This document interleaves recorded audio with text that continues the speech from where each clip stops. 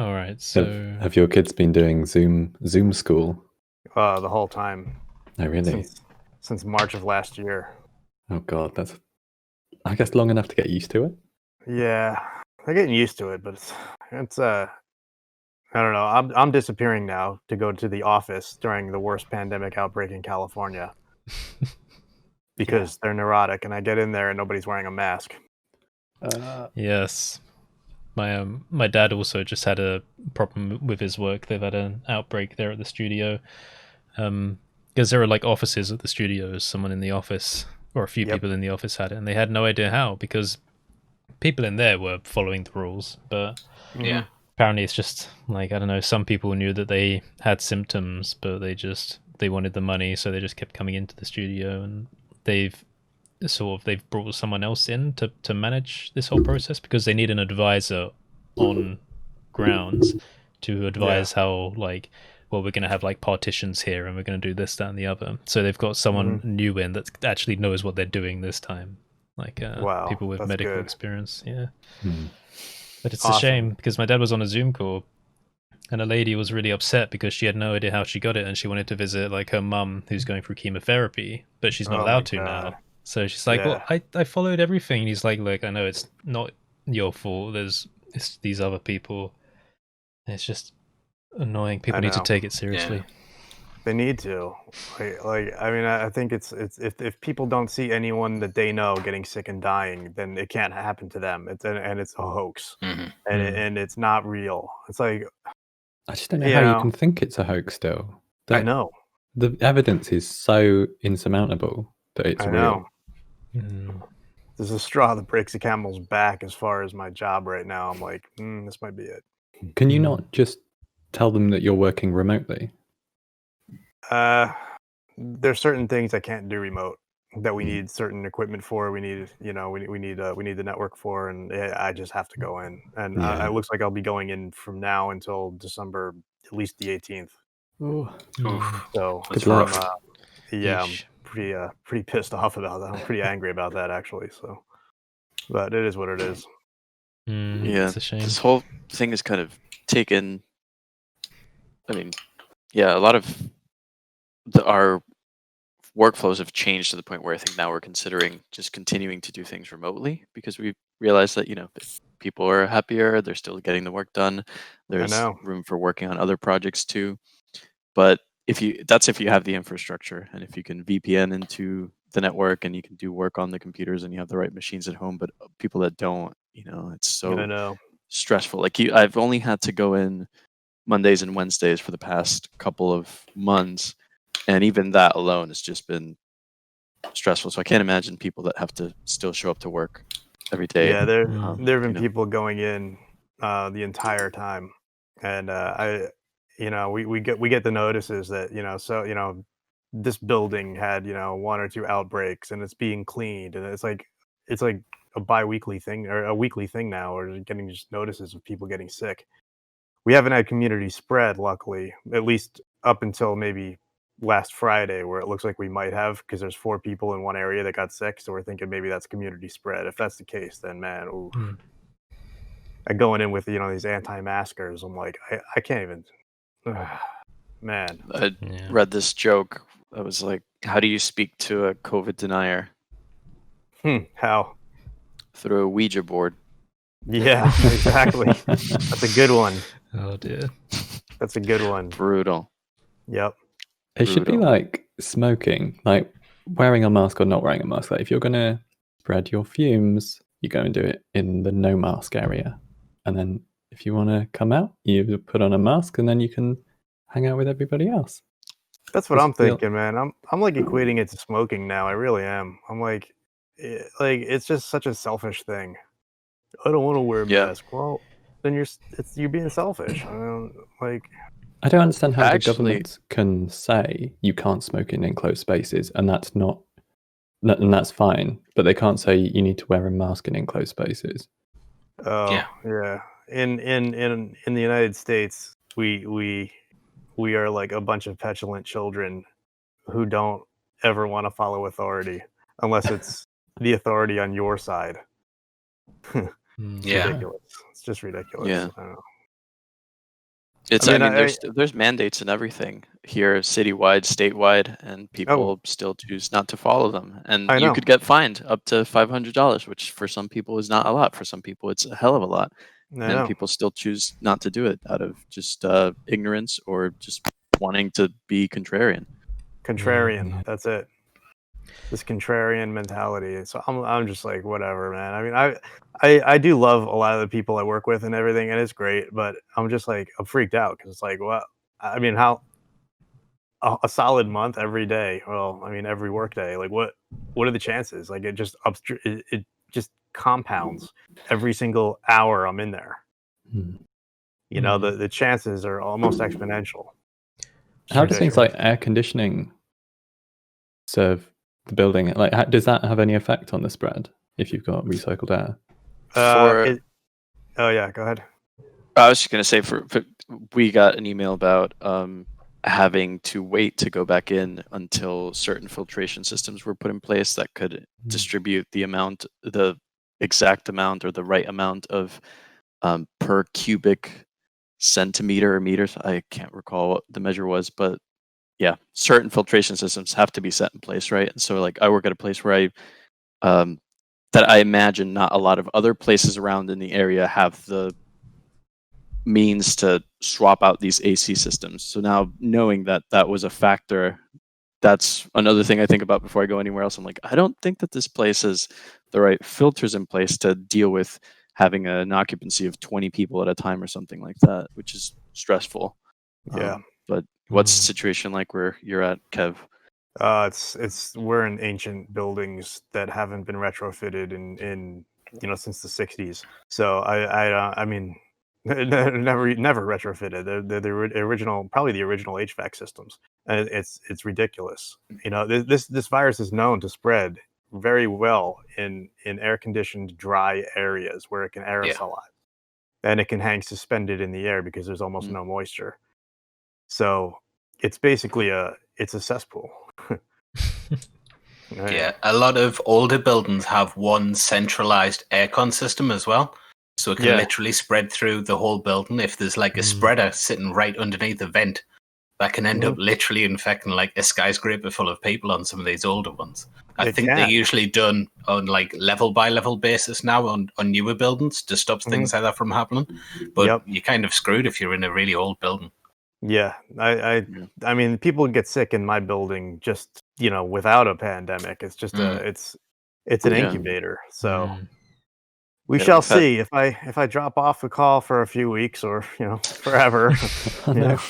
I'll try to send a message out before, before I can't breathe anymore. Say, hey, it's, whatever. At least I made money for some billionaires. And that's all that really matters. Yeah. That did actually make me think this year earlier on. I was thinking, because I'm sure everyone thought about what would they do if they died. Like you've got all of these. You'd be dead. Oh, yeah, but you've got all of these accounts going on, like all these websites and like income pointing in different directions and stuff. You're like, well, I probably need to write something down for like someone to do something. I know. So your will is just a list of passwords. Exactly. Yeah, pretty much all it is. Go into this account. My wife and erase my search history. Yeah, I was thinking about like how do you point the money? Like you need to tell them how they can point the money to like their own account, instead. And I don't know. Yeah, I did think about that actually a few weeks ago because some celebrity had died, and there was the usual notice on the Instagram page or whatever that a family member had posted saying, "Oh, whoever has passed away," and I thought like my family would have no way of telling anyone who watches my channel that I was dead. Like they would never get that update because no one knows how to access my stuff. No one even knows what I have accounts with. Exactly. Oh, I know. I think my brother would be able to get onto my Discord server and then maybe tell some people on there. That's the extent of it. I don't think my parents would be able to figure it out. But yeah, I've definitely been thinking about it. Just maybe have like a little black book and bury it somewhere.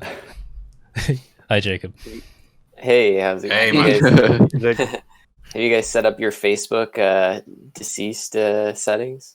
Yeah, it's a grim conversation you've walked into. Exactly. You always have to have the talk.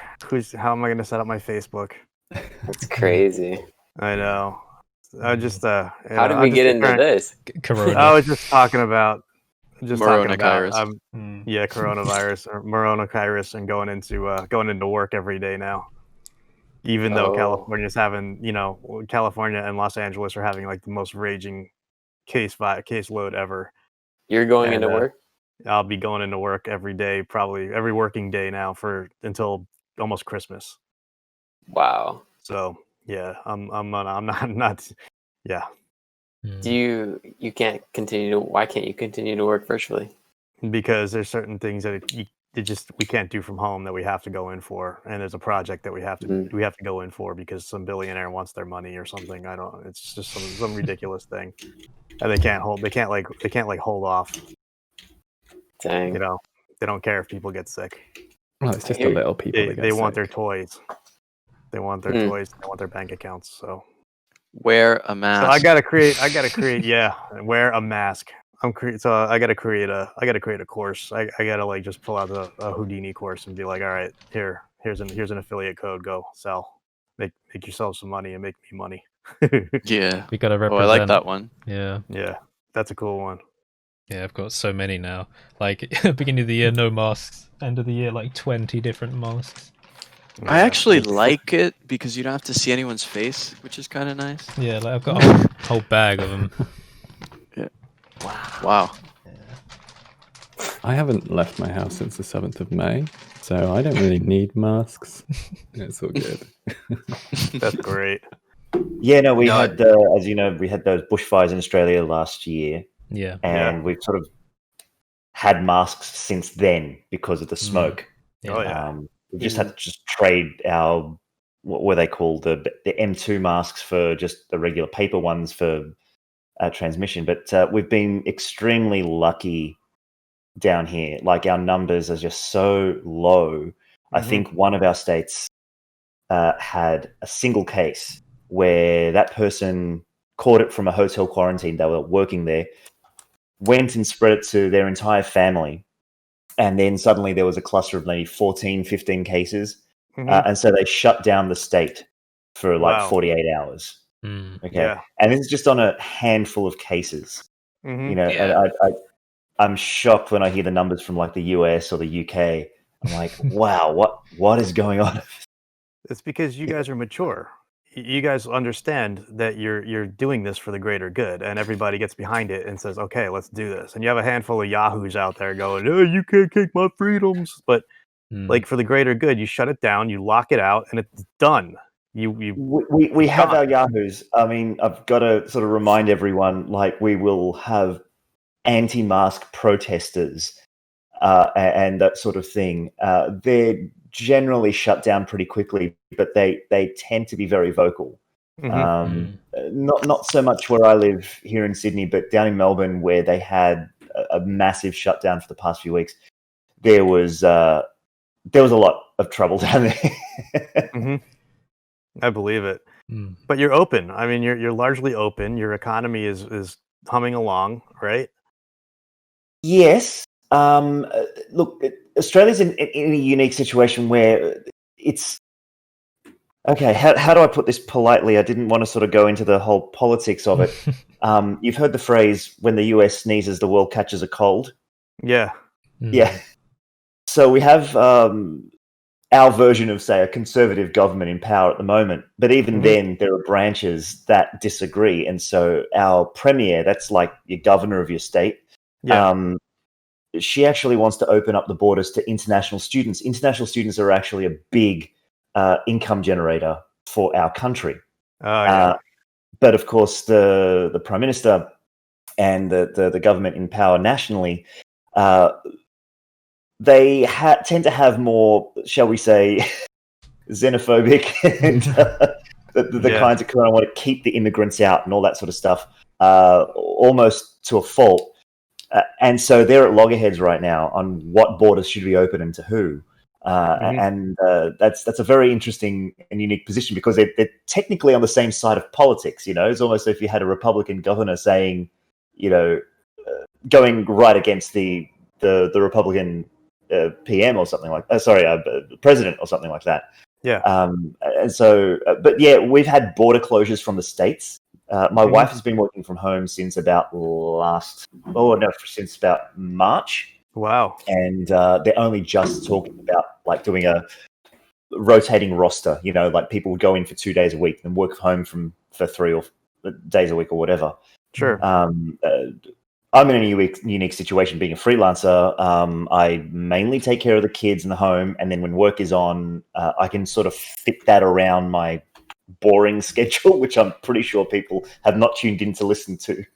Yeah, that's cool that you can actually and we can bring this back into Blender here, that you can actually freelance and take care of a family at the same time. That's wild. It's difficult. This was supposed to be my year of going back to work. I've been the stay-at-home dad for quite a few years, and now with both kids in primary school or like elementary school, it just became easier because it was one drop-off, one pickup, scheduled hours, and so that I could work that much easier. So I called up my agency, started getting the work in, and I felt sort of strange because well, everyone was worried about their jobs and everything like that. For some reason, I picked up a lot of work, and it was all work that I could do remotely. Me too. I really amped up the studio and everything like that. And so I'd been doing a lot of work from here, from this wonderful. This is sort of my world right now, as you can sort of see. It's been ebbing and flowing again. But it's something that it takes a lot to handle because the kids take a lot of effort and energy and stuff. Oh yeah, they do, definitely. But if you can get stuff done and make it work, because honestly, 3D is something that you can do from anywhere as long as you have a connection and a powerful enough machine, and you have access to some way to render it and push the data. Man, it's a great way to make a living. Oh yeah, freelancing. It probably sucked the most around the beginning of the lockdown because they shut down all the schools. My kids are back at school at the moment, because we had to start this homeschooling thing, and nobody knew what they were doing. Not the teachers, not us. I had just gotten this massive 2-week job that the deadline had not shifted. They cut about half the staff on the project. And it was the opening for a kids' TV show, and it had to get out when it had to get out. Oh, yeah. And all of a sudden, I was homeschooling my kids. I had to jump in front and do all of these graphics based on someone else's Cinema 4D files or something like that. And I had to kind of translate them into Blender and After Effects just so that I could get the work done, because I wasn't going to learn another program on the fly. And look, the only reason I'd have that job on my showreel is because it gets a heck of a lot of views. It's got a huge, massive audience. And by just putting it on there, people will be saying, oh, you worked on that. But the graphics are terrible. And I'm really not proud of the work. I have so many of those projects. Yeah. And that was probably the hardest time. Luckily, sort of things settled down. They got a little bit into a better routine and all that. But if we ever go into lockdown again, we'll know how to do it. Yeah. Just hoping, fingers crossed that we don't. Yeah, exactly. I think it's been. Sorry, go ahead. Go on. No, you. I was gonna kind of tangent. So. No, please. Please tangent. I was going to just say that people working from home now, I think people have realised that they can. And offices are realizing they don't need to be open and they don't need to be burning fossil fuels to keep themselves warm. All of these things, it's saving companies loads of money and actually making people and families a little bit happier and healthier. So, kind of one of the silver lining. One of the first things we noticed here, because we've got a balcony, is that when the lockdown first started in the area, which was around March, you could actually see out to the Cape from where we were. And as things have started to progress more towards things reopening, it's starting to be a bit more occluded by smog. But it's definitely more visible now than it ever has been from the balcony. I didn't know that we could see that far. So that's been kind of nice, I guess. One of the better things, or silver linings, like you said. Yeah, the smog in LA just died off. It was so incredible. there's this one part, there's one freeway interchange, the 105 freeway and the 110 freeway. They merge, and it's probably about 100 feet up off the ground, and you can have a clear shot to downtown LA from there, and the mountains behind it. And it was just incredible. Like, there's no smog. You could see crystal clear. You could see, because it was still March, so you could see, like, there was still snow on the tops of some of the mountains back there, and it was just, like, you could see Mount Baldy covered in snow. It was just, oh man, and that's starting to creep back up now. LA So now really it's getting puts on more a show. Like, even flying in, I think about 10 years ago, I visited for the first time. Actually, going back a little further than that, and I was amazed at how it was almost like a cheesy movie. Like, literally, I was flying in the morning, and sure enough, the sun was rising. There was this thick cloud cover over the city, and there was just a Hollywood sign sticking up out of the clouds. Yeah, like that's really low. That's really low clouds for that, because the Hollywood sign's maybe like not even 800 feet up or something. It's not very high. Yeah. I was just like, you got to be kidding me! Like, this is not real. Yeah.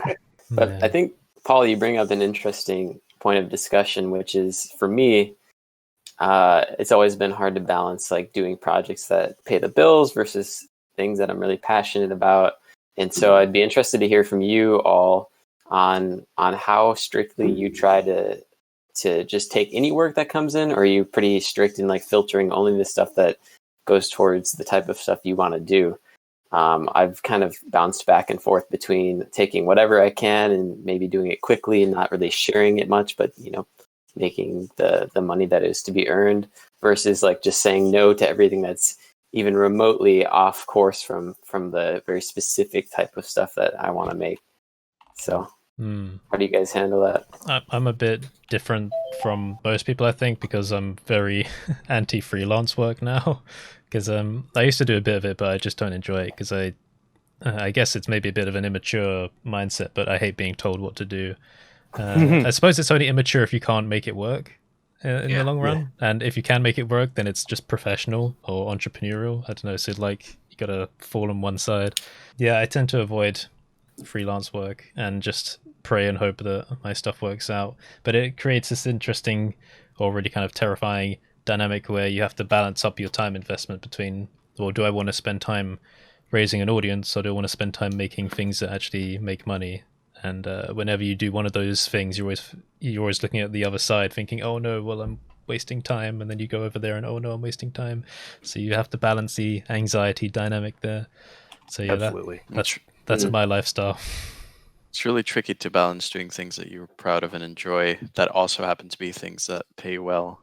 Like, when I was doing freelance work, a lot of it I'm not proud of. It's just things that I had to do that had revisions that I didn't agree with, that I made because I needed to, but it wasn't something that, it was so far from the vision that I had going into whatever shoot it was, that at the end of the day, it's just kind of like, I don't even talk about them or bring them up, because it's somebody else's vision, and I was just the vessel and the body and the camera. But at the end of the day, it's not necessarily something that I just agree with. So I kind of hold that too. But at the same time, it's really difficult to set yourself a schedule and go, okay, I'm going to dive in and do this, and I'm going to post at this time here and talk to these people and make sure that I respond to these messages. It's a whirlwind. Yeah, it's a tough thing. And also, on the other side, it's like, you can grab money from freelance. And I've had the day jobs too, so, like, I can be more picky on the jobs that I take. But I had to pretty much turn one down. Music video. If any of you guys are interested, I can put you in contact with a person. I want some music video done.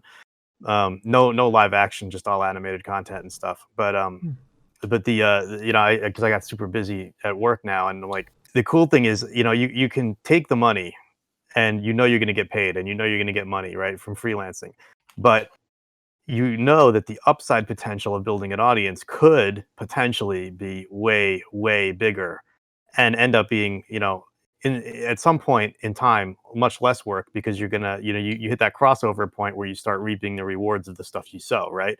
Yeah. But you also know that you're completely at the mercy if you're just depending on things like YouTube and social media, you are completely at the mercy of those stupid algorithms.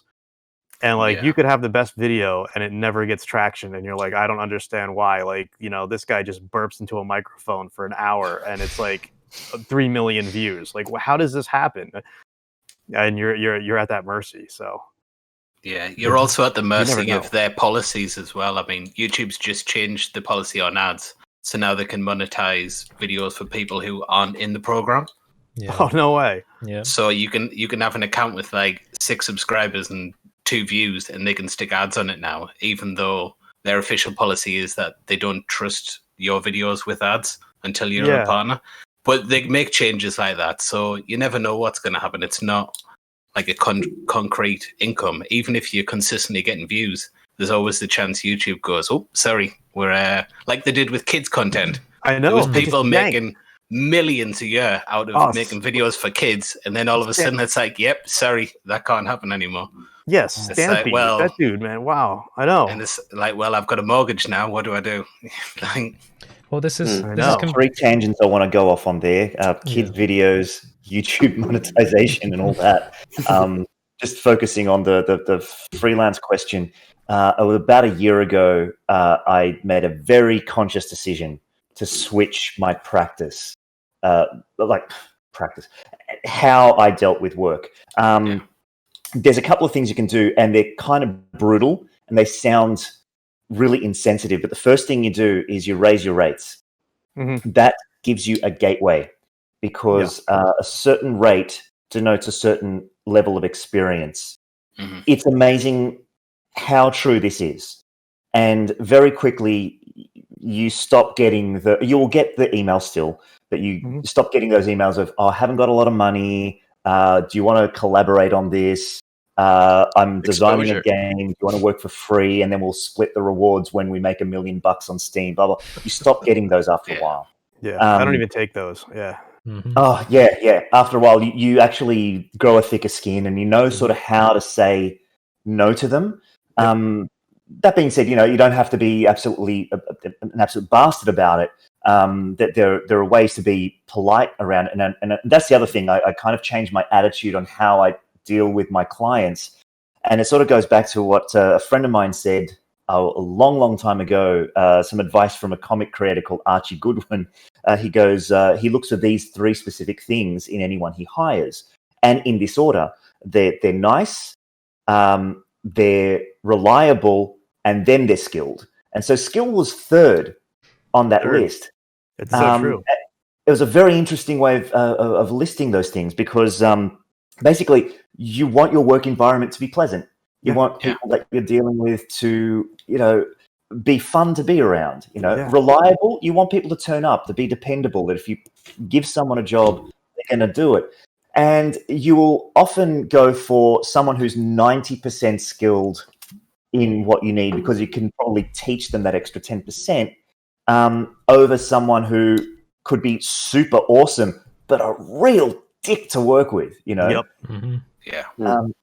And so that and the 3rd thing was that I kind of set the bar on picking the jobs by saying, is this going to go on the showreel? Mm-hmm. Is this going to procure the kind of work that I want to keep doing? Yep. And that's really important. If you take everything, then you've got a huge array of projects to choose from, and then you're sort of stuck choosing from a bunch of so okay stuff, because that's all you've been doing. And you might have 1 or 2 really standout projects, but the more standout projects that you say yes to, the showreel picks up in quality, and then that just becomes a knock-on effect, Yeah. So when you were saying about your rates there, I have done a similar thing. So my rate, when I first started telling people how much money I wanted, I felt kind of ashamed about it, because I don't value my own time that as much as I charge, if that makes sense. Mm-hmm. But then I've done jobs before that I've really not enjoyed the job, and it's like, well, I know I've got to do this for 2 weeks or 4 weeks or 6 weeks or whatever. Yeah. And you start to think like, this isn't worth I don't know, 200 a day or something. Like, you want, like, for this to be worth this amount of discomfort for me to do this, I want to have, I want more money. Yeah. And I know like money isn't super important, but at the same time, it can kind of pay off an uncomfortable job. It does. So yeah. if I get given a job offer for something that I don't want to do, I just say that it's going to cost more. Because it's like, how much do I want to have the free time? Not how much is the job worth to me. It's like how much utility could I get? How much like learning? How much could I do on my personal projects? How much audience building, or I don't know, even just like spending a day setting up a LinkedIn, or I don't know, anything like that about like building your own brand and your own validity as a creator. How much are you willing to give that up for this specific job? Because at the end of the day, you as a creator, unless they've come to you specifically, the artist, then they don't really care who does that job. They just want somebody to do it. So you have to rate it based on how much you don't want the free time that it's going to take up. Yep. It's almost like there's a spectrum of like career value and monetary value. And if it's more career, you can sacrifice more monetarily. But if it's not as interesting to you, just heighten the rates. Yeah. And it makes them go away as well sometimes. They're just like, I can't afford this. And it's like, well, no skin off my back then. Yeah, there's some a lot of people people can't afford. Don't know what they're worth, and two, what something is worth. Like I've had people reach out for shoots, and there's no consideration for what the now I'm blanking on the word, but I guess the insurance of the equipment will be like for the day, what my day rate is, what it costs to edit the video, like all these other things. Yeah, the overhead. So they'll just be like, you tell them the price. Yeah, exactly, the overhead. You tell them the price after you've thought it through and really fought with yourself, and you're like, oh, okay, I'll tell them this price, and that's what I'm going with, and then they come back with what, in all caps, and you're like, well, that's what it cost if I'm being nice. Yes. Yeah. It's so there's no winning there, but I think thinking about it in the spectrum makes a lot of sense, and especially if you can take the time aside to build yourself up in the meantime as well, independent of whether it's something that you're really enjoying yourself with or not. Yeah. I should head out now. I'll see you guys maybe in 2 weeks. Yeah, you've got more exams. You've got more responsible things to do. Yeah. I just didn't want to be inconsistent, for 10 minutes. Okay. Yeah. Good luck with the exams. Thank you. Bye. Good luck. Yeah, you know what? You start dealing with like when you find the professionals who know what something costs and they know the value and they know the value of getting somebody who's like Paul said, like you want somebody nice, dependable, and then skilled.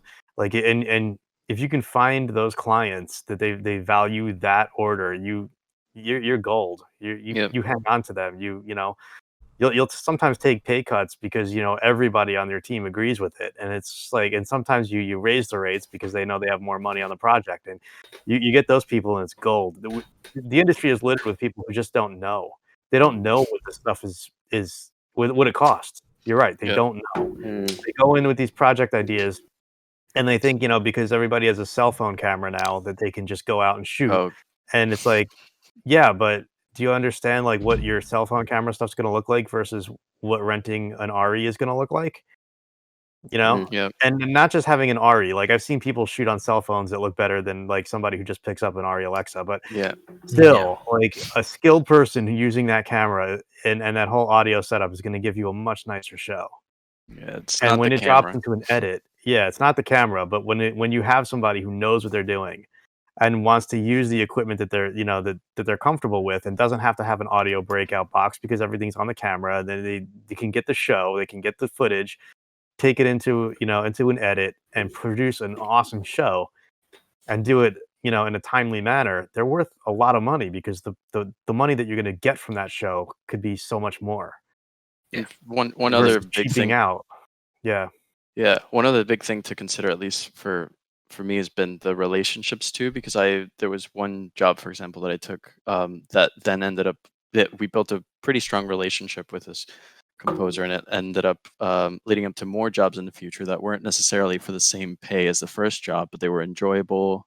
It was a good working relationship. And then when it got to the point where it essentially wasn't affordable for this person anymore, we had built up such a good relationship that I then just reached out to my network and tried to hook them up with somebody else who could do the same job for the rate that they were able to get. And that's not something that, if it's just these one and done jobs, it's not really something that I would have been I guess, willing to do or would have thought of at the moment to try to help another creator do their thing, and get that job done. So that's something else to consider outside of the will this end up in the show reel? Will I get paid enough for this? Is this something? Am I selling out in some way? Or is it something I really believe in, value, enjoy? Yeah, I want to. I want to. And that show reel thing is a real clincher too. Like I've fallen on the sword on that one too, because I've taken the money and ran for so many years, and the place that my day job it's all under NDAs. Like I can't. I think I have like 3 shots that I've ever shown anyone from that because they're on like YouTube, and that's about it.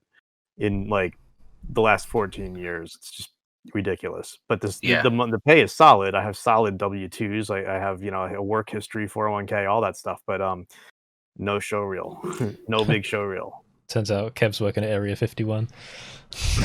Yeah, it's not Area 51, but it's a lot of NDA stuff. It's a lot of like non-disclosure agreements, proprietary company stuff. It's like that. So yeah, you kind of have to figure out.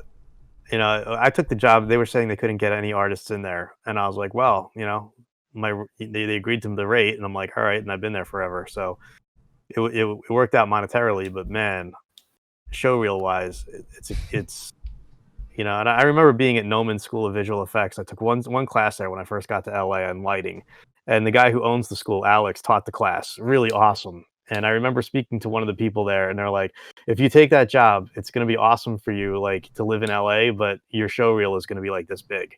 Yeah. And I'm like, and I still remember her saying that, and I'm like, you know what? She's right. So you got a choice to make as an artist. If you want a solid job, you can do it, but you're not going to have a show reel for it. Or you get lucky and you can be in a film studio and you can, or working TV, and you can have all these awesome projects on your reel.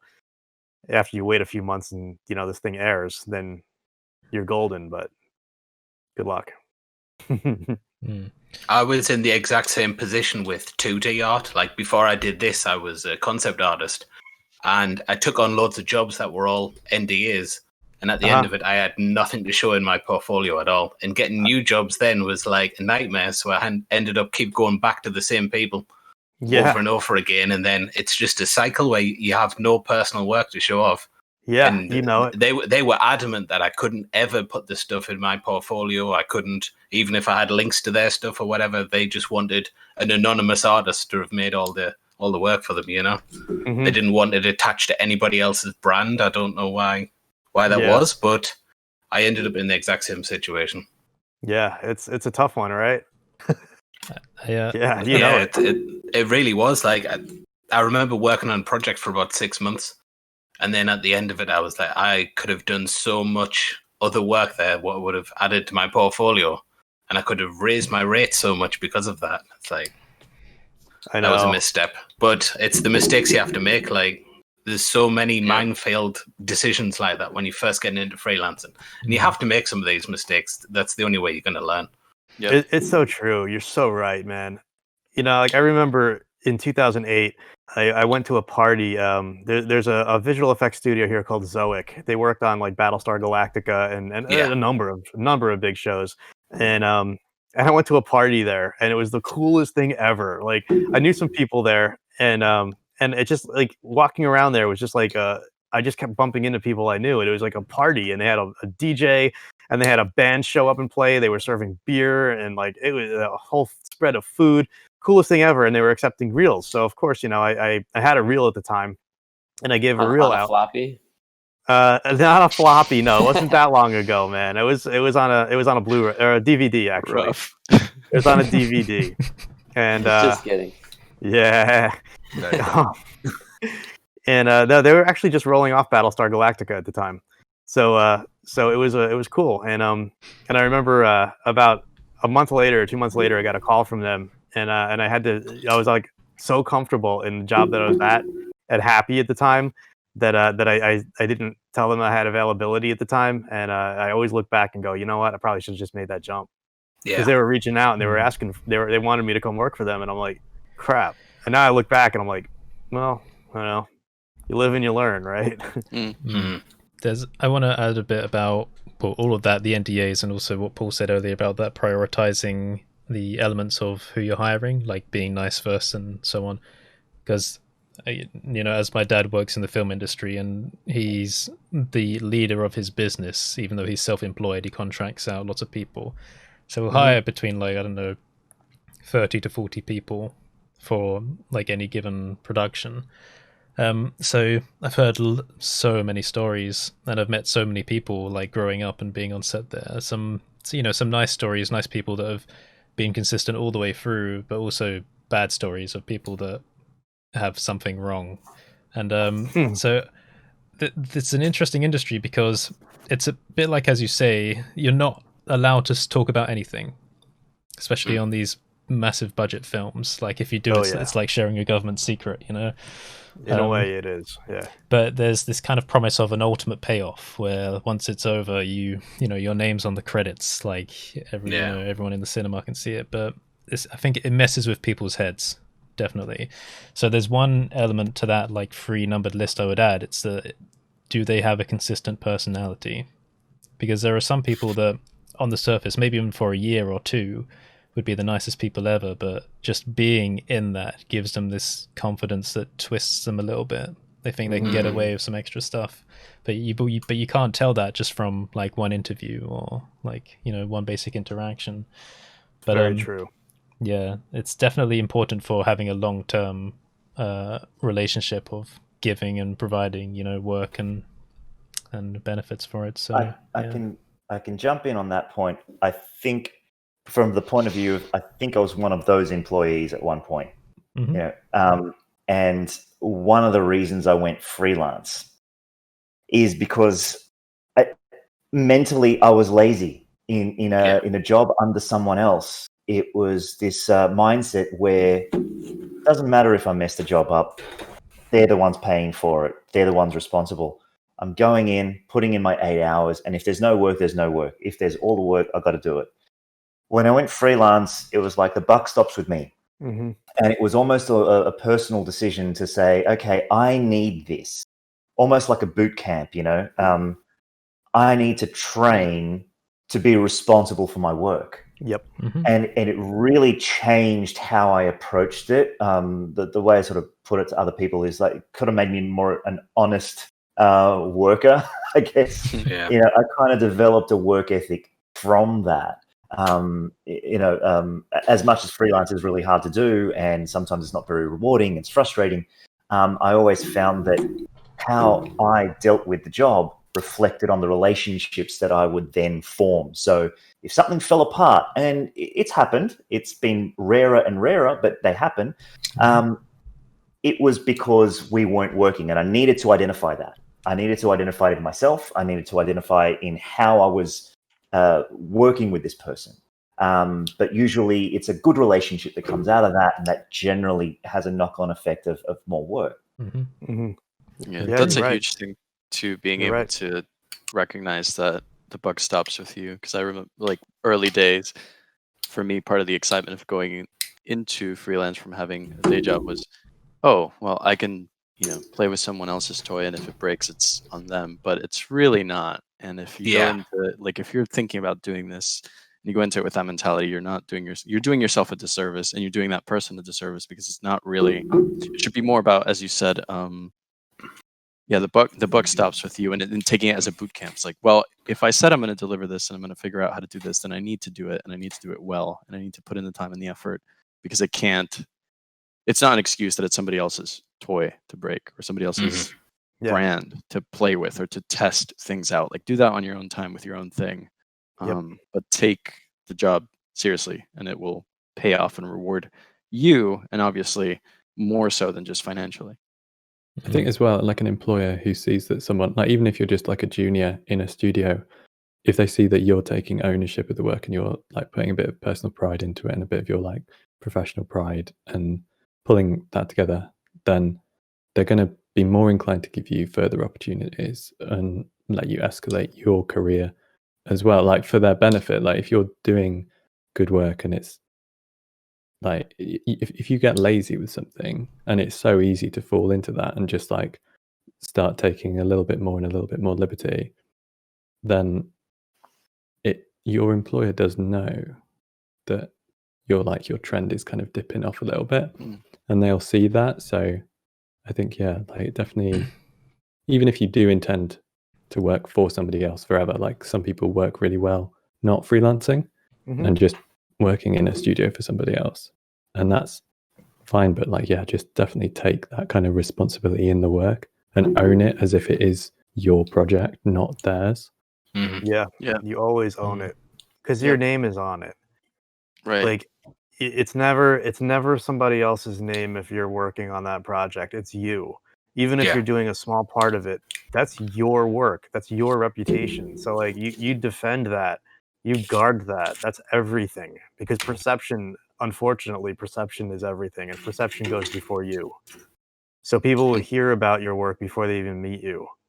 So like in my company, we've had competing groups, and I go in and I try to, like, get enough work for everybody, because I don't generally. Some healthy competition is always fun. It's always fun to see who could cut the best show, who could put out the best work. But it's a friendly competition. I never want to be like stealing somebody's lunch. So I always try to get enough work and spread it around so that everybody's, we're all working together and producing awesome work. But in my company too, we're always kind of fighting. There's like the levels of the NDA stuff, and there's some stuff that like skirts the top level where it's like not a big deal, and that stuff is always the stuff we're competing with outside vendors against. So do the people who are hiring us internally want to use us as an internal service? Because we charge their business department, we charge their business unit back, right? It's not like free because we're all in the same company. The money, like in major corporations, will always kind of like go interdepartmentally.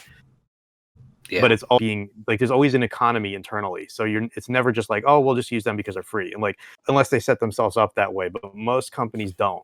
So we're always competing, and we're competing against, do they want to use an outside vendor? And outside vendors are always knocking on the door. So we always have to be good. We can never just rest and go, oh, we're employees. So, we're covered no matter what. So let's just, do the bare minimum and go home after 8 hours. Like, it's never been like that. It's always been, and I was a lead for a number of years in my group. And, I was in charge of my, my little group, and we were doing all this animation work. And, we owned it. We all owned it. We weren't just cogs in a wheel. We were all engines. And it's probably the best way to put it. Like, we were all engines. And there's something to that too, to not allowing yourself to become stagnant or to just be complacent. Like, I've worked for several clients where the image expectation is for something to be really sterile or really clinical, I guess is the best way to put it. Like, everything has to look the way that it was that day looked. There's no room for getting creative with the color grade. There's no room for doing this, that, and the other.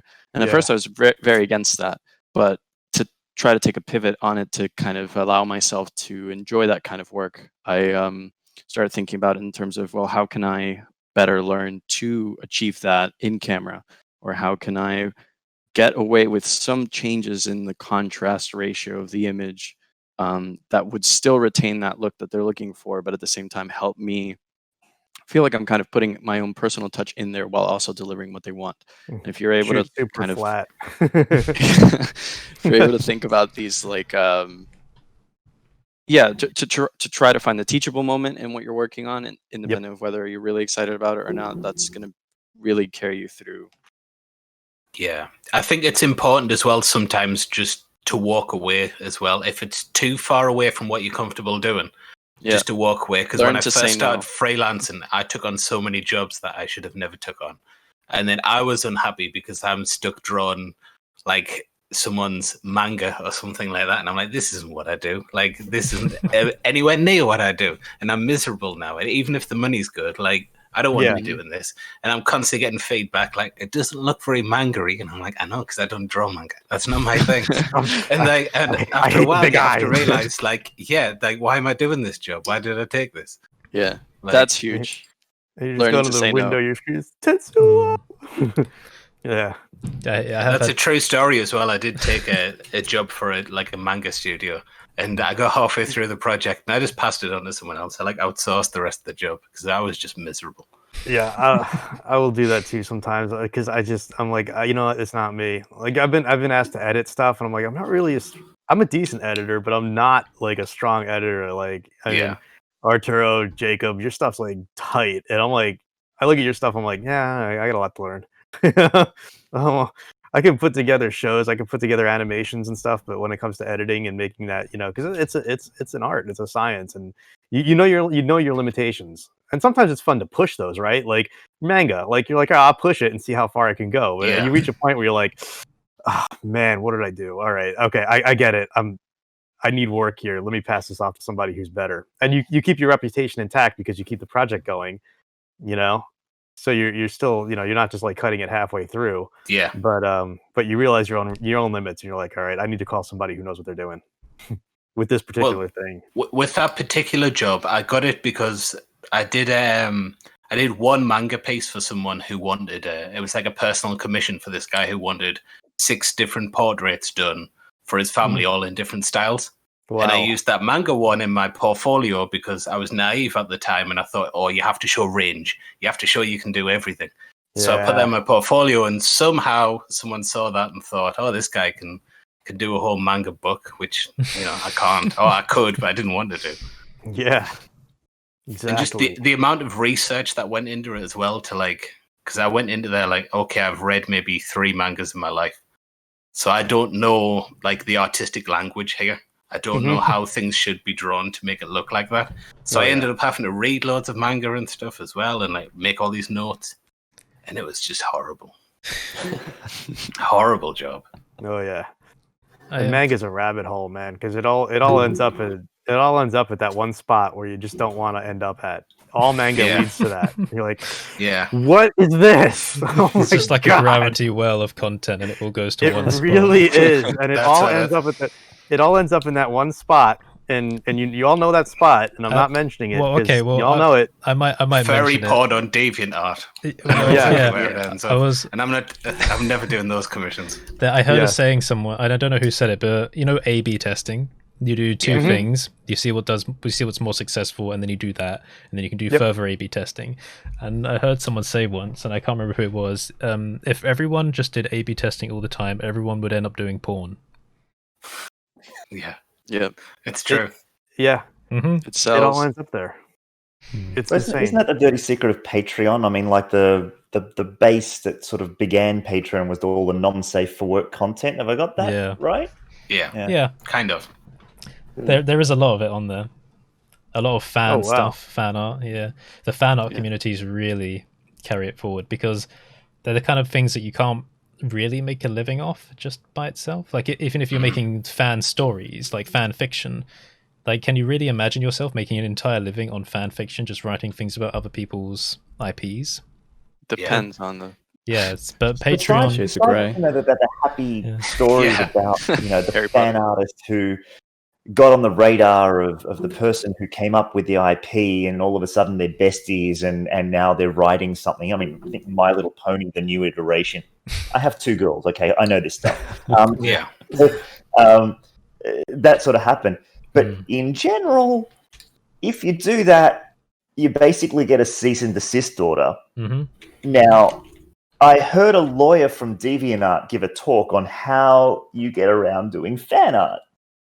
And I don't really want to go into loopholes and dark areas because I don't want to sort of get these letters to this particular friendly podcast that I've been graciously invited by all of you onto.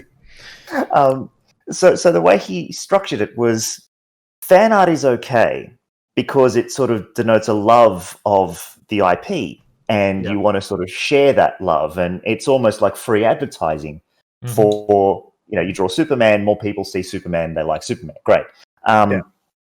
Making money off someone else's IP without the rights to, that's where you draw the line. That's the no-no. And because he was a lawyer for DeviantArt, he had a very unique take on it. He goes, make the fan art, but don't sell it directly.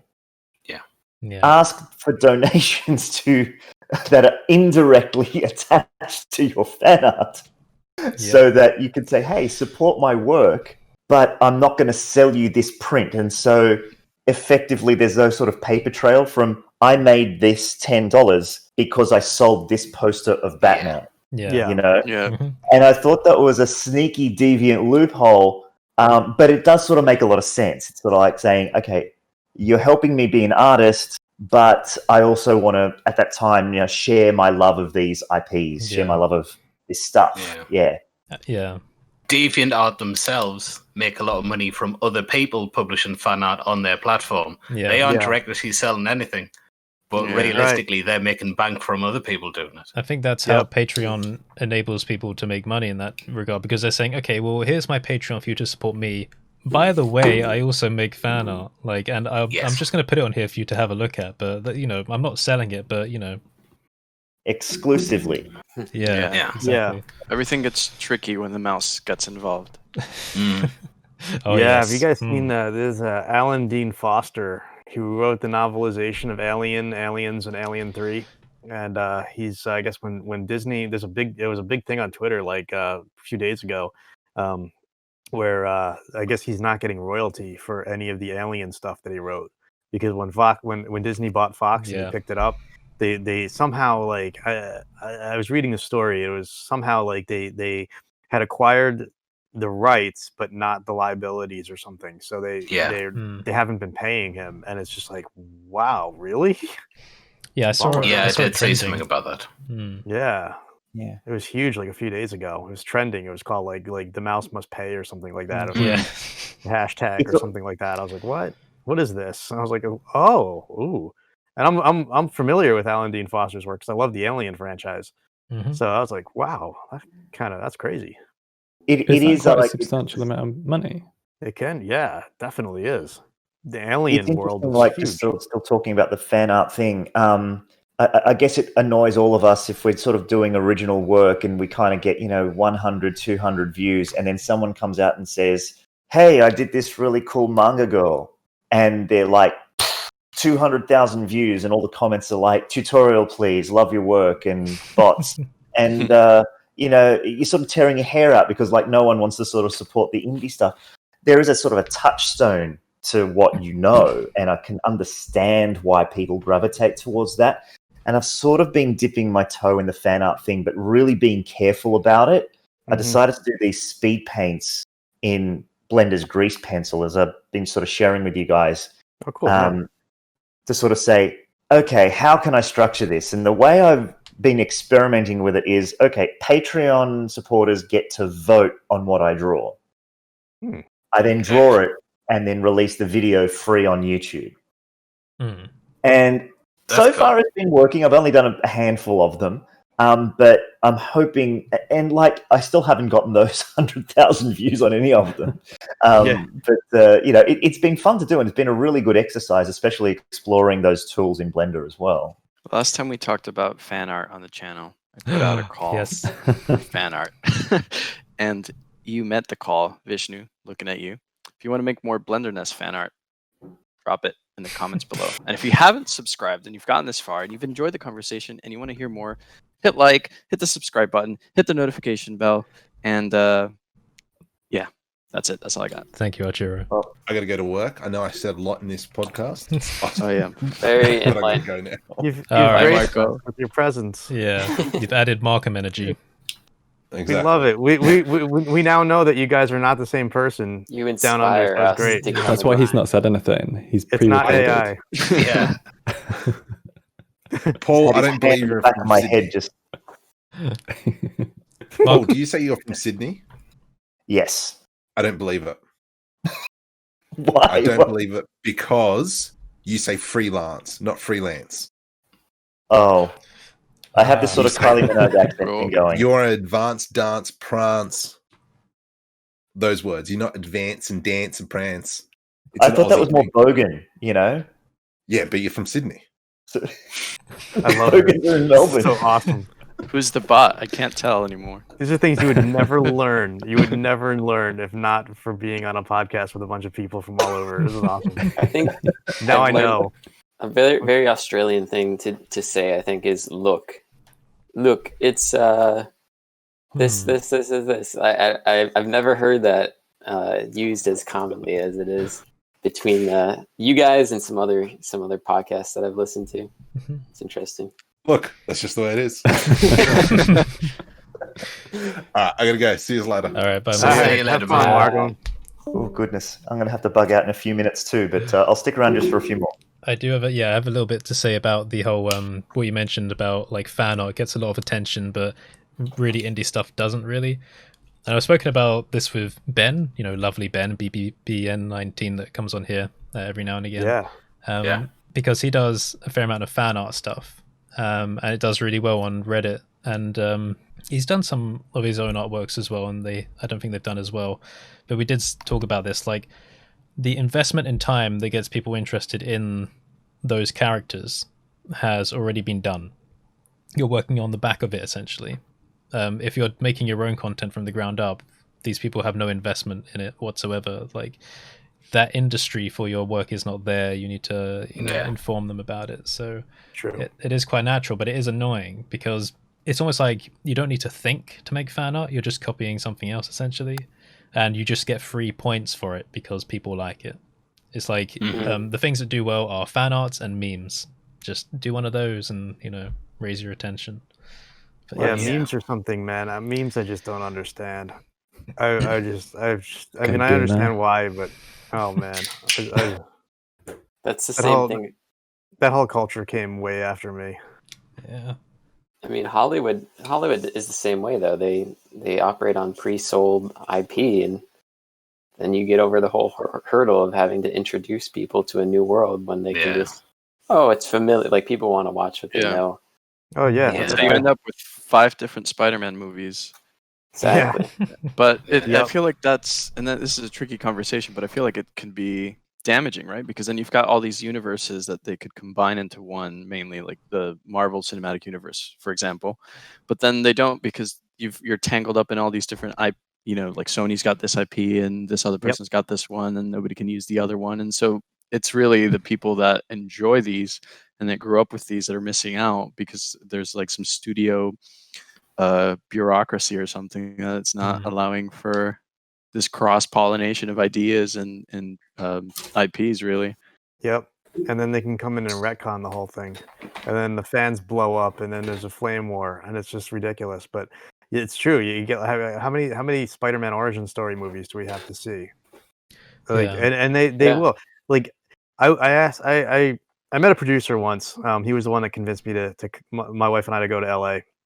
And I asked him one time. I was in Virginia where I met the guy. And I asked him, just, who do you think the most powerful person in Hollywood is? And he just pauses, and like 2 seconds later, he says, the person who knows where the best scripts are. And he's right. But what we've seen lately, though, is like not taking risks on scripts and just building off, pre-marketed IP. Yeah. And like most of the blockbusters have just been like proven IP. And I mean, it's a safe bet. You're going to make your money back. So I from a business standpoint, sure, I think it's a smart move. But it doesn't help when my wife was reading scripts for a while for a producer, and we had a stack of them in the living room, and some of them were phenomenal. And the saddest part is we know like even the best ones are probably not going to get made. Yeah. Unless it's by like a smaller offset, relatively indie film company. Yeah. It's because Hollywood's decided, probably based on the back of some focus group, that people like stories that they already know, like what it's about. They've had some focus group where they've said, do you like things that are familiar? And they've said, oh, yes, we like Familiarity. And they went, right, make the same movie 5 times then. That's why when they put a trailer out for a movie, it already tells you exactly what's going to happen in the movie. Yeah. There's no suspense anymore. It's literally, this is a short form version of the movie you're going to see. Because they know people go, oh, that looks good. And say, because that's the whole movie. And you know what? I can attest to this firsthand, because I used to play in an original band, and we would write our own music. we had like a 3-hour cover set too that we could pull out whenever, just to play parties and bars and whatever. But like we would go out and we would play in like the New York, New Jersey, mostly the northern New Jersey area, especially like there's a town called Hoboken, which is right on the Hudson River. Jersey. In New Jersey, yeah. And they got taken over, as did Seaside Heights and a number of the summer places in New Jersey got taken over by Stars Entertainment, and they would take these places where original bands used to play, and they would just put cover bands in there. Hmm. And all of a sudden, like the bar started getting packed, and people were just showing up to hear bands play the same crap that they hear on the radio, spoon-fed to them all day long. And like the original bands were like sidelined, and you just couldn't get your music out anymore. You know, and even places that, you know, where people used to go and drink and listen to original bands, they built negotiations and contracts with this entertainment company, and they would just put their cover bands in there, and it would just became like an extension of the radio. And you realize quickly that most people just don't care about anything that they have to work to understand. They just want what they've been spoon-fed. Yeah. And that's it. You know, and yeah, okay, some bands, some original bands are horrible and you don't want to sit there and listen to them. But there are some really, I mean, like, I played on the same circuit as My Chemical Romance and we never crossed paths. And they just blew up and they were phenomenal. I mean, their music was incredibly good. I remember playing with a set, I think it was and I remember this was really amazing vocalist, and her name was Stephanie, and she was just amazing. And I think they call herself like the Stephanie Germanato Band. And a few years later, Lady Gaga blows up, and it took me like a little while to realize that was Stephanie, and she just rebranded herself as Lady Gaga. And it was like, and I remember like being on like one set or two sets with that band, and it was like incredible. And I'm like, and this stuff like blows up, but the bars that got packed were always the ones, you know, with the cover bands, and people started treating these cover bands like they were rock stars, like the songs that they were playing that were never their own were their own. I'm like, yeah, I just it told me that most people just don't want to discover new stuff, or they just don't care. They just want to they want what's comfortable and what's familiar. Familiar, I think, is the best. And you can't go up against the Hollywood marketing machine, because they're spending billions to market this stuff out to the masses. Yeah. Cutting through is really difficult. Before I bug out, I just wanted to bring this back to Blender, which I think we've mentioned about 5 times. I know it's been a weird fantastic conversation, by the way. When I'm producing educational material, or when I see other people to produce educational material, it sort of peters down to this as well. Instead of saying, like, I find that it's a struggle to say, I'm going to show you how to do this technique. And so I will use stuff. I'm very careful. I'll say, like, I won't use someone else's IP when I'm just showing them, you know, how to composite stuff or how to set up a few nodes to get a particular material look, right? Mm-hmm. But someone comes along and just goes, I'm going to draw Sailor Moon in grease pencil, and it's an hour and a half of them just drawing and talking crap. And that video blows up, you know, and suddenly, like, that IP has brought people to this educational video, and people just want to be taken step by step, almost handheld, so that they end up with exactly the same result as what they saw, you know, in the thumbnail, rather than, you know, I'm going to learn 2 or 3 techniques and then jazz, you know, run with it, learn my own thing. It's clickbait. It's really frustrating sometimes as an educator that people like don't want to kind of take on board that information and add it to their arsenal. They want to learn, but they actually want to copy what they see on a video sometimes. Mm-hmm. And I understand the logic behind that. As an educator, that's frustrating. Yeah, I agree. It's frustrating. Yeah, I have a question. That's why I trick people into it. It's most of my videos, it's very, very hard to end up with exactly what I've made. I purposely don't give you all of the steps to get to where I got to. That's not the idea. The idea is, here's some things that I found useful while I was making this thing. Do what you want with it. Yeah. And I present it like, oh, you're going to be able to make this thing at the end, but you're not. That's not the idea. I want you to run with it and make other things instead. Mm-hmm. In fact, sometimes I get people sending us like artwork they've made that is a replica of what I made almost exactly. And I'm like, I don't actually know how you did that, because I really didn't give you all the information. Like, you've done a lot of that work yourself, really. Yeah. Like they like to figure it out. Some people. It was more like a rough guide than a tutorial. It was like it was a few markers on a map. You know, it wasn't really a route. It's more explainer. Whereas like Ducky, and I wish you were here again. He just released a course.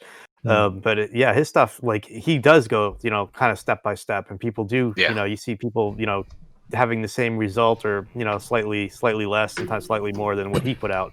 And they seem to love that too. So it's kind of like you got to find those pockets of people.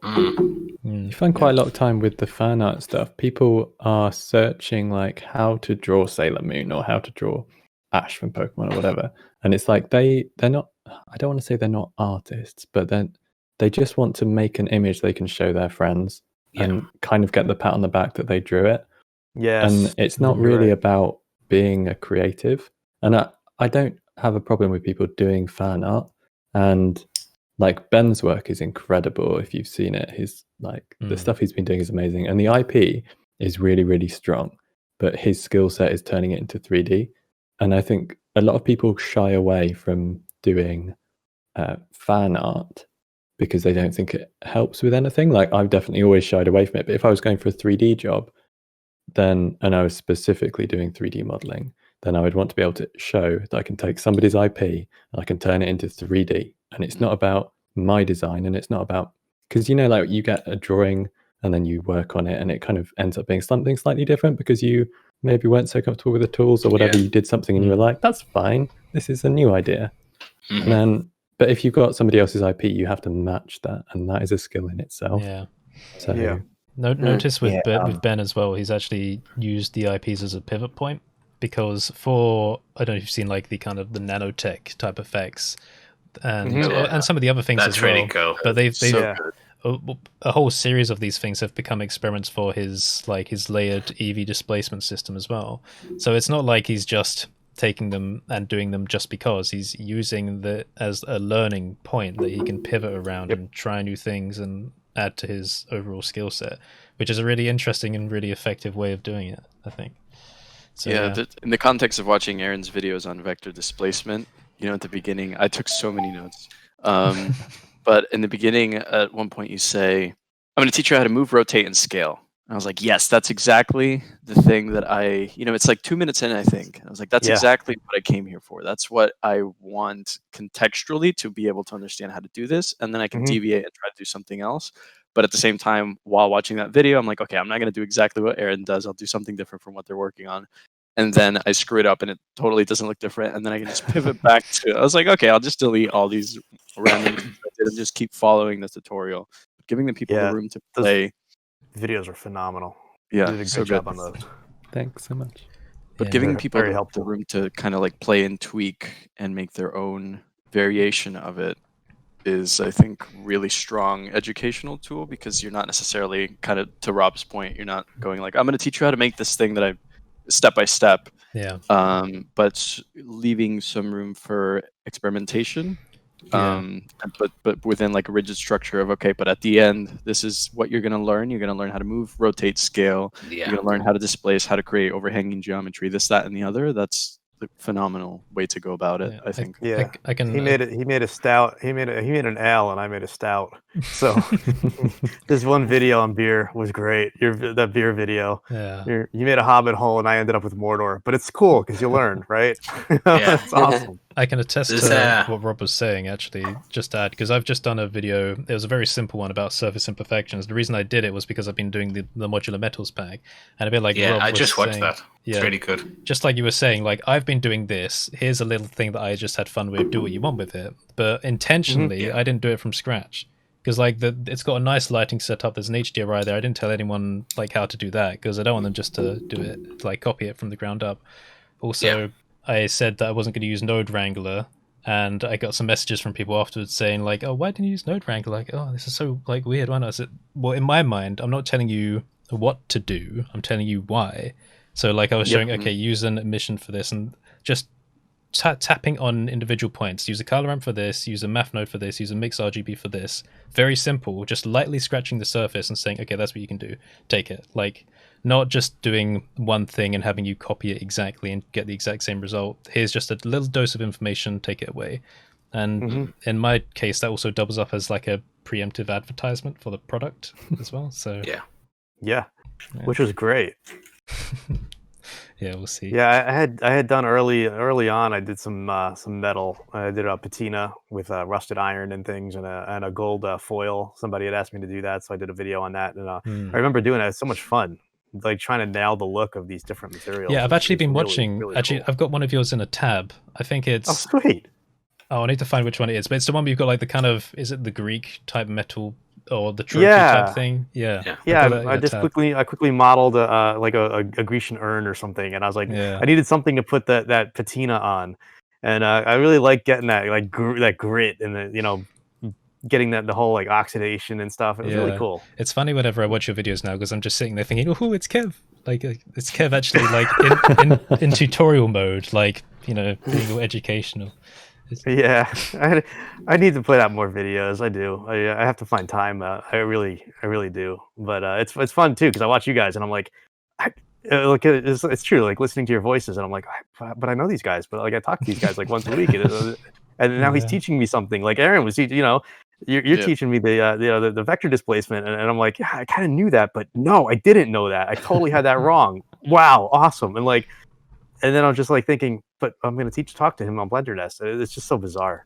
It's so weird. Like, because I'm learning from all of you guys. Like I still learn. I still watch videos and I still learn. It's amazing. Like you're never going to stop learning. Like it doesn't matter how long you've been doing this stuff. Like it's true. We touched on this before in this podcast earlier on today. That you get in a rut. You do. You get in a rut where like your tools, your techniques, and you kind of like you can deliver using that. But there's like all this new stuff that people are figuring out. You're like, and it does enhance your workflow, but you have to find it, and then you have to learn it, and then you have to integrate it, and then you have to get comfortable enough using it. So it's cool. It's really cool. If there's one thing I've learned from this podcast, and I think Kev, you're the only one here that's been with me as long, like on this podcast. It's been a while. Yeah, it's January, at the end of January. Yeah, it's nearly a year, isn't it? Yeah, mad. That's right.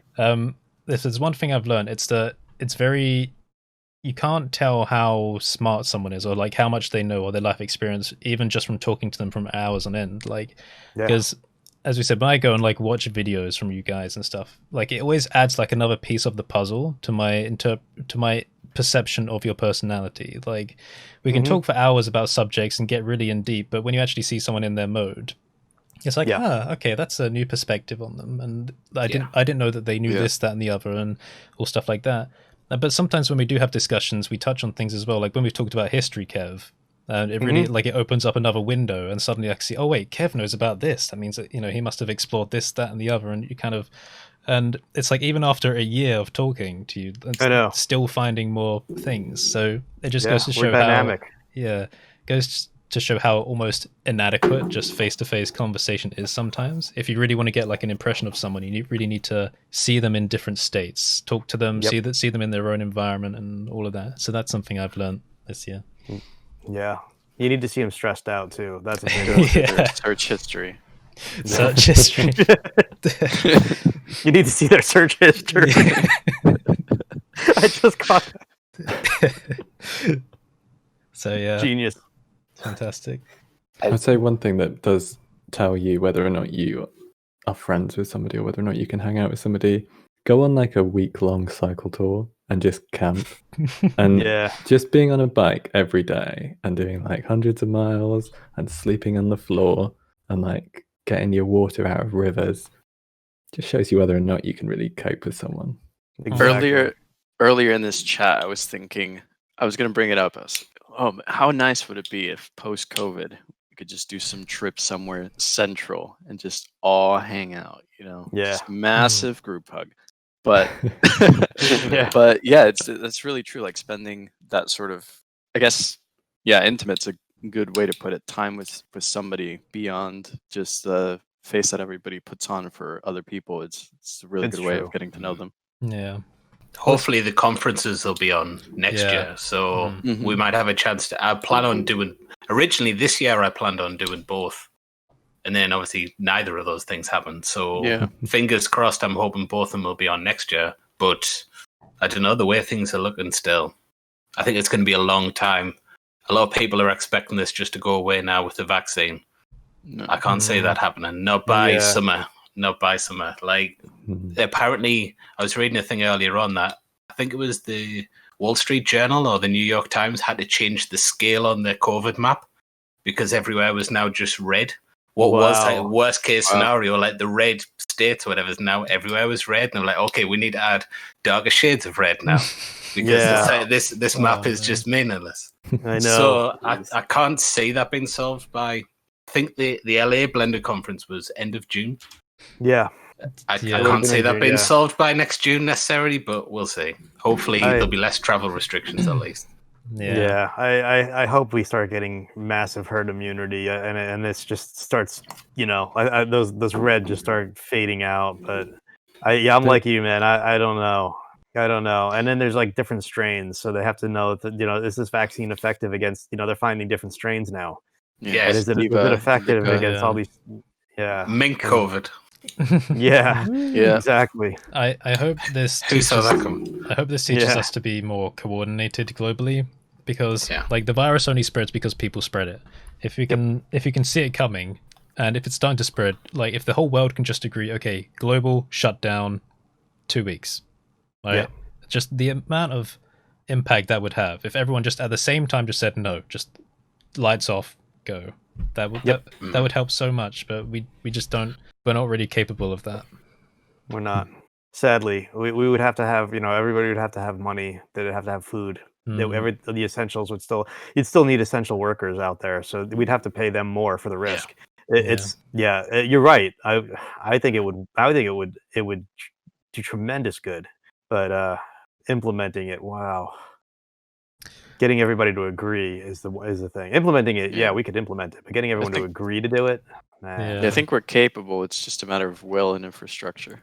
Exactly. And there's no way to sort it out without politics getting in deep and whatever. There's always the people that bring that back in, and they go on social media and they just start throwing out their propaganda and whatever. It's this like, now, but what next? Blah, blah, exactly. Yeah, the slippery slope arguments are the worst. They're the worst. Yeah. It's like nobody ever picked up logic and contemporary rhetoric. They never read the book, and they're like, they use fallacious reasoning, and people are like, oh yeah, I agree with that. It's like, no, it's fallacious reasoning, but you don't understand that because you never read the book, you never took a class, you never whatever. So yeah, I'm on a rant. I'll stop. No, I like it. It's content. It's content. With this whole slippery slope argument, there's 2,000 deaths a day in America right now. You can't be like, oh yeah, but what next? Because this is every day. This is like not a peak. This is like consistently and increasing. More than one a minute. That's actually ridiculous. That's like a family who is bereaved every minute. Yeah. Minute. But we got to be the best at everything, including dying, apparently. Freedom. Yeah, it's like, people. I remember on 9/11. I saw it. It was horrible. It shook the world, and but we're close to having one of those a day now.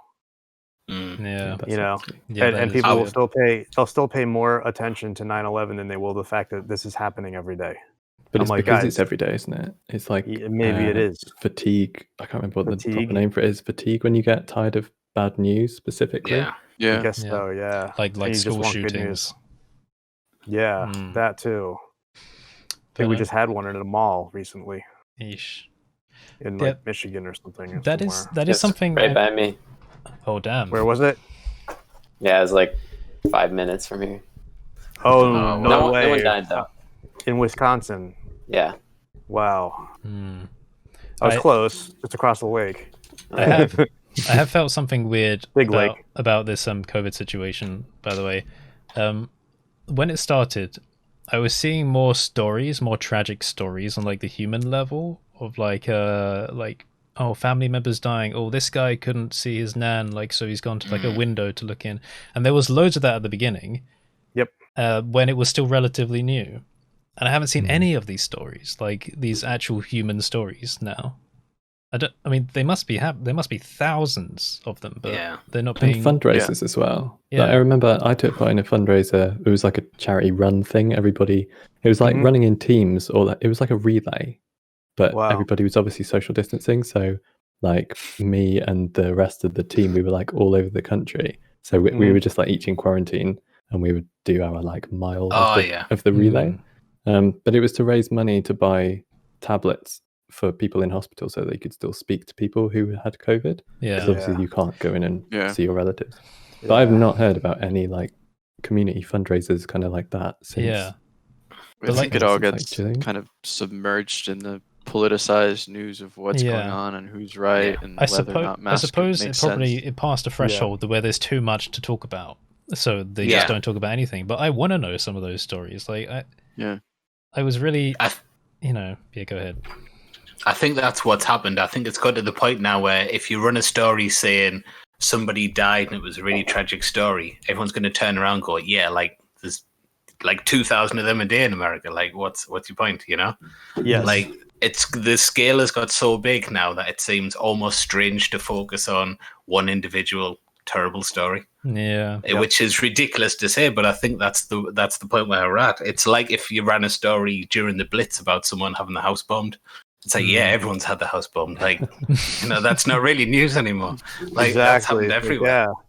It's like, you hear the sirens and people don't even pay attention anymore because the siren goes off every night, I love the Germans. Yeah. Actually, I love that. If you actually have a look at some of the news stories back then, it's really nice because it was almost like a proper... Well, it's not really... It was kind of a propaganda thing, but it was also like a morale boosting thing because it's like, oh, Susie's just had her house blown up. How are you feeling, Susie? Oh, it is what it is.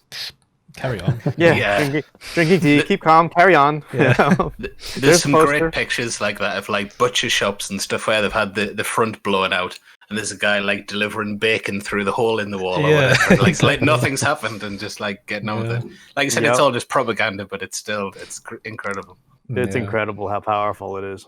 So I think we've reached that point with COVID, but on the flip side of COVID too, it's like I've seen some incredible Blender stuff and incredible creativity and things just oh man, like I mean taking the tragedy and building it into something incredibly beautiful on the other side is just amazing.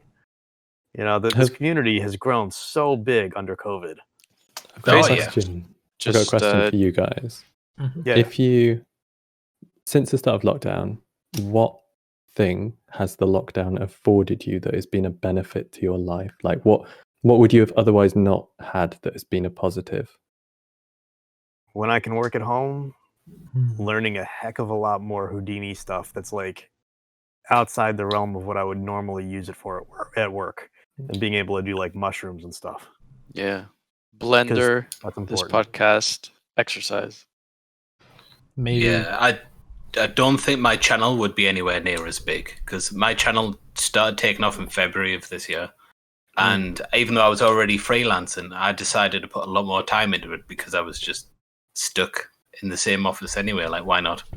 Sitting in the same room, might as well see if we can make something of it, Yeah. I think probably on a more depressing note for me is perspective. Because, well, my lifestyle hasn't changed at all due to COVID because... like hello bedroom. So if anything, I was just trying to keep up, like catch up even harder with work, but having the breathing issues and stuff, which is still a very slight problem, but it's so much better than it was. But you like every year is like another chapter of your life, right? And it changes your personality in like tweaking ways. And sometimes I think some years you might get better at resisting the fear of the future in certain regards, and some years you may get better talking, like interacting with people or being more in tune with your emotional self. I don't know how to describe the perspective shift for this year, but I know it's definitely been something significant, and maybe I won't know how to describe it until like a few years down the line, but I feel like that is probably what it's given me. So, I agree. I was going to say, for me, it's taken out the variables of so many variables in life in general. It's helped me get to know myself better. And also it's brought our whole family physically closer together. Just because everyone's decided to kind of come back home, or, we've just been able to spend more time together, which has been nice. Very nice. Yeah, we've been really close together too. The kids, they're home. Wife's home. I'm home when I don't have to go into the office, which is changing now. But like, it's been awesome because the family has been great. Mm. I thought we'd be at each other's throats, but we're not. It's pretty awesome. That's awesome. Yeah. All right, nice. What about you, Aaron? What about you, Aaron? Yeah. The family point's actually a good one. Like, I'm the youngest of three, and I'm same 25-ish. Yeah, well, 25. And Ish. so I've got two older siblings, but we're all back now, which is nice. So there's all five of us are in the same place. Yeah. And I feel really lucky because we've got like a house which is detached and we're in the countryside. So going outside into the garden, like, that's an option, which I know for a lot of people is not an option. So Yeah. I feel very grateful for that. And then also I started my YouTube channel, which was that's a thing that I did. So Yeah. Woo! I feel like that's quite a good thing. I wouldn't have done it if it hadn't been in lockdown, because I would have finished uni and then got a job. So there we go. There you go. Yeah. And now maybe you cool. won't have to get a job. All right, lovely. Well, we've been going for over 1.5 hours now, so this is good. We can close up. But this has been a nice one, I think. Yeah, It does, yeah. Mm-hmm. Sometimes it's not all about Blender, but it's the periphery of Blender that can help people out. Yeah. So listening to this, Yeah. I think we hit on a lot of topics that might be of help to a lot of people. Yeah, I think the freelance stuff is especially helpful. I know that I was lacking for content like that when I was first going into doing that, and I was looking for what do I rate myself? What do I charge? What do I this, that, and the other? And I think a lot of people find a lot of use for differing viewpoints and different sort of anecdotes of this is something I would, the sort of thing you would ask, sort of thing you go back in time and tell yourself, which is something that like an interview question that I asked a lot of people when I was like 21. I, for some reason, went on this barrage of asking a lot of people that I found highly influential in my circles, like, if you could go back and tell yourself one thing that you've learned, what would it be? Like, what would you tell your 21-year-old self?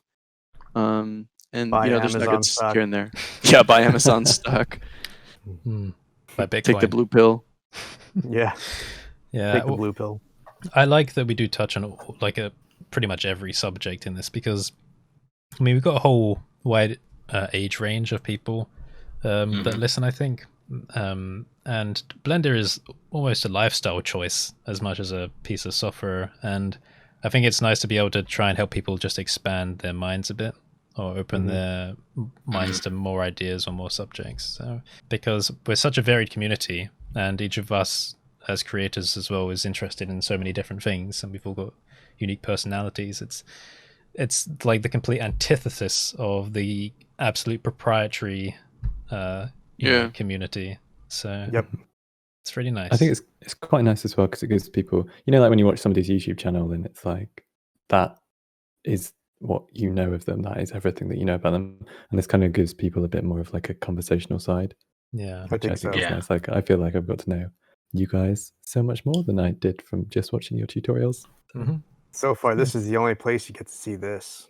Yeah. Yeah, that's true. This is the Huge exclusive. privilege. I've never put my face on my video because it's irrelevant.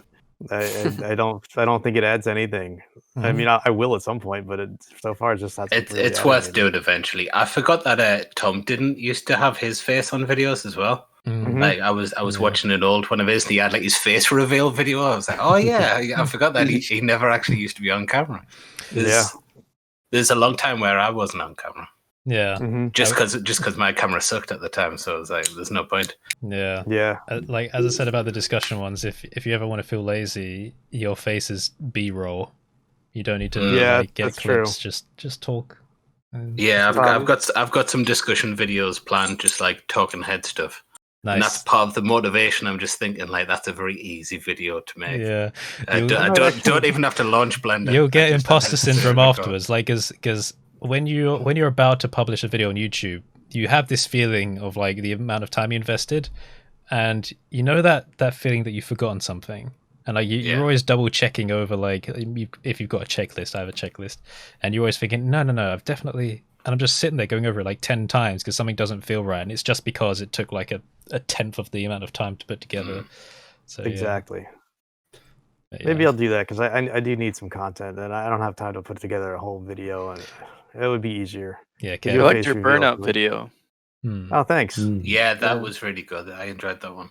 Thanks. That was just when I do get burned out. I mean, I was just speaking because I was feeling burned out at the time too. I was like, I need to put this into a video because it could help other people, and I had to remember all the stuff that I would do when I started getting burned out. So I went back and I'm like, I used to do that. I used to do that. I did that. Oh, I just did that yesterday. That helped me, and so it worked. Yeah, like chatting with you during these weekends, I could sense, I could feel. I was like, oh, this must have been very cathartic for Kev. It is. This is cathartic. Like getting on this is very cathartic for me. It really it just helps my mind. It helps a lot. Because being with like-minded people, it's seeing the same issues come up in different people, and how you guys deal with things, and different age ranges, and it all works out. Yeah, having some face-to-face with people as well, because it's so easy to just, especially at the moment, just have text chat with people. I know this is nice to have a bit of just chatting.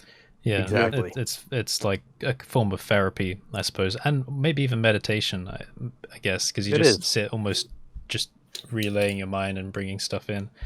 But because I guess I take a bit of a different route through life from most people, and it's been allowed by the internet. And I think the longer you sit in your mind, the more you start second guessing yourself.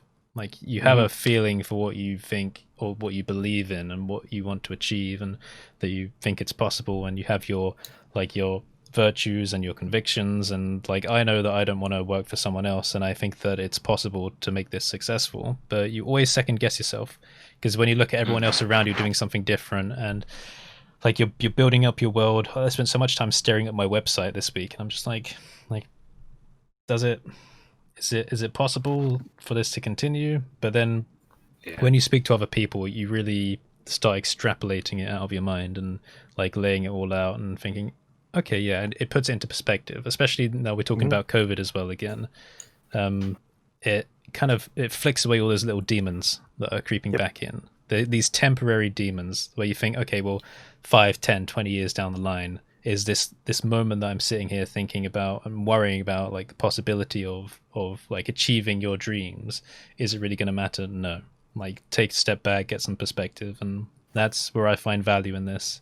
And maybe some people don't find value in it, maybe because they don't or maybe they don't know how to translate conversations like this into long-term benefits for their personality. I don't know how to describe it, but lessons. Yeah, teachable moments. I think when you brought up perspective, that was the thing that I was something I would add to that list too, because it's I think for a lot of people, myself included, it's been the situation where it's like, oh, is this what I feared? Is this what I thought was not possible? Working from home, being able to learn all these things, the difference between saying I don't have time, and the realization that it's just that you need to make the time. You have to make the time. It's tough.